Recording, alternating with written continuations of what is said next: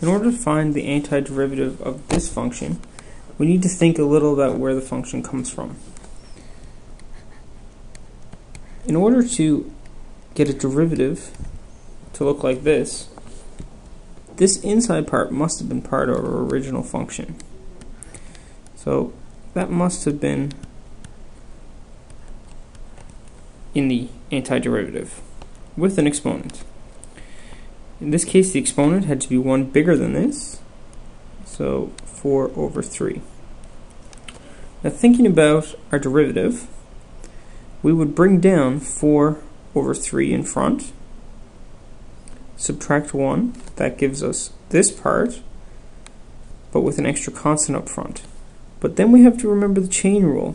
That would be times 3 here.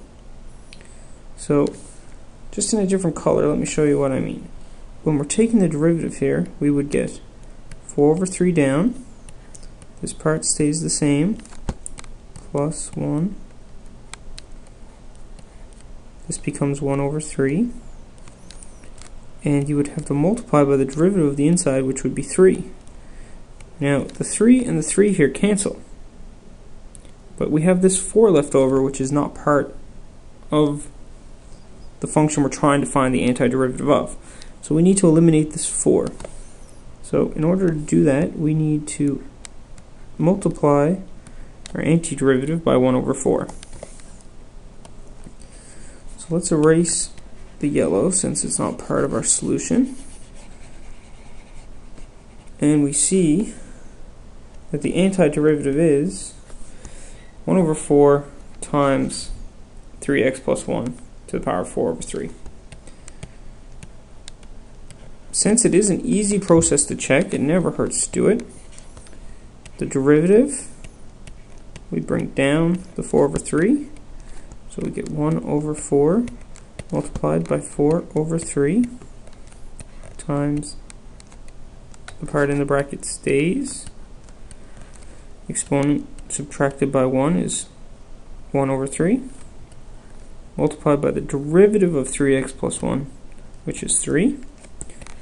4 cancels with 4, 3 and 3 cancel, and we're left with 3x plus 1 to the 1 over 3, which is the function we're trying to find the antiderivative of. So indeed, this is our answer.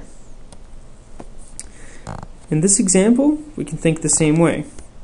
The 4 must have come from a 5.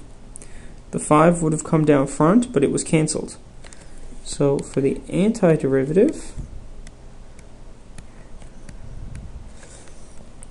we're going to have the same in the bracket. The exponent must have been 1 bigger. The 5 came out front but was cancelled, so we're going to have a 1 over 5 term to cancel the 5. The x cubed comes from the derivative of inside. The derivative of the inside part would be 8x cubed. The 8 is also not part here, so we need to eliminate the 8. And we can simplify that, but that is the function that would have this as its derivative. So simplifying, we get 1 over 40 multiplied by,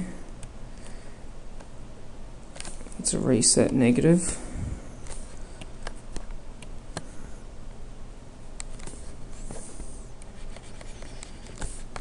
okay, multiplied by 2x to the 4 plus 1 to the power of 5. And we should check our answer just to be sure. The derivative of capital F of x, if it's done correctly, should give us this function up here. So 1 over 40 multiplied by 5 comes down front, 2x to the 4 plus 1 stays, becomes to the power of 4, multiplied by the derivative of what was in brackets, which is 8x cubed. 5 cancels with 40 to leave 8.